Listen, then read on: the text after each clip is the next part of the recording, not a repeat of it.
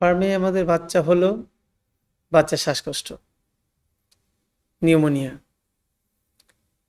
মা দুধ দিচ্ছে না, ফুল আটকে গেল, ফুল পড়তেছে না, অপেক্ষা, আজ নয় কাল ফুল পড়বে।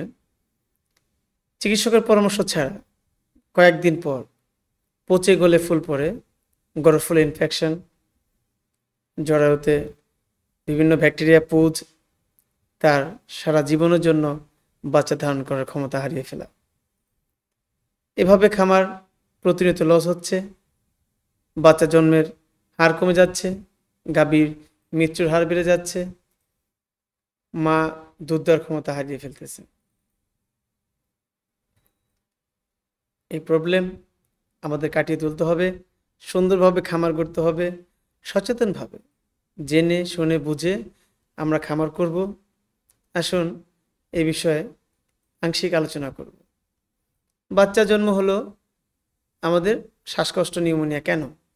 আমাদের বাচ্চা জন্ম হওয়ার পরই জন্মকাল, যে সময় তার পৃথিবীতে আসার কথা, একটু দেরি হওয়াতে হতে পারে তার জীবন শেষ।